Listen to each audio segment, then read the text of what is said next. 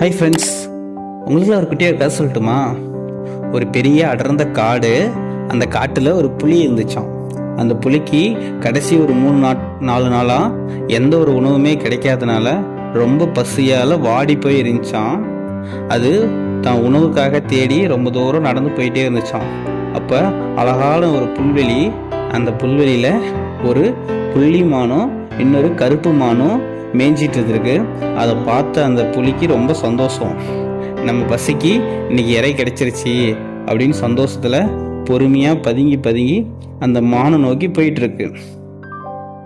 பக்கமா மானுக்கு பக்கத்துல போகும்போது அந்த மான் அதை தெரிஞ்சுக்கிட்டு ரெண்டும் ஓட ஆரம்பிச்சிருச்சு. அந்த 2 மானும் கொஞ்ச தூரம் ஓடினோடனே பாதை 2ஆ பிரிஞ்சிச்சான். அதுல அந்த இடது புறத்துல கருப்பு மானும் வலது புறத்துல புள்ளி மானும் பிரிஞ்சு தனித்தனியா ஓட ஆரம்பிச்சிருச்சு. புலியும் பின்னாடியே துரத்திட்டு போய் அந்த பாதை பிரியிற இடத்துல நின்றுட்டு எந்த மானை துரத்தலாம் அப்படின்னு சொல்லி யோசிச்சுட்டு இருக்கு.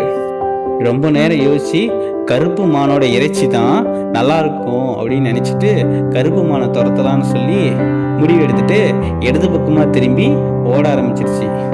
இந்த புலி யோசிச்சு முடிவெடுக்கிற நேரத்துல அந்த மானு ரொம்ப தூரம் ஓடி கண்ணுக்கு தெரியாம மாயமாவே மறைஞ்சிருச்சு.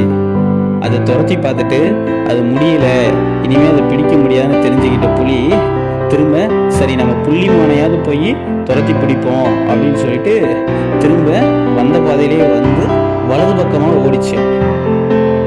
புள்ளி மானும் ரொம்ப தூரம் ஓடி அது கண்ணுக்கே தெரியாம ஓடிருச்சு. புலி 2 மானுமே பிடிக்க முடியாம துரத்திட்டு போய் ரொம்ப வலுவிழுந்து பசியில வாடி அப்படியே மயங்கி விழுந்துச்சான். ஆமாம் ஃப்ரெண்ட்ஸ், நாம கூட இப்படிதான் முக்கியமான நேரத்துல ரொம்ப சீக்கிரமா யோசிச்சு முடிவெடுக்காம இந்த புளிய மாதிரி ரொம்ப நேரம் யோசிச்சு தாமதிச்சு முடிவெடுக்கிறதுனால நமக்கு கிடைக்கிற பல வாய்ப்புகளை மிஸ் பண்றோம். அதனால நம்ம லைஃப்ல அச்சீவ் பண்ண வேண்டிய இடத்த அச்சீவ் பண்ண முடியாமையே கடைசி வரைக்கும் கஷ்டப்படுறோம். இனிமேலாவது ஃப்ரெண்ட்ஸ், நமக்கு எப்பெல்லாம் வாய்ப்பு கிடைக்குதோ அதை உடனடியாக முயற்சி செஞ்சு அந்த வாய்ப்பை பயன்படுத்தி நம்ம லைஃப்ல முன்னேறணும். தேங்க்யூ.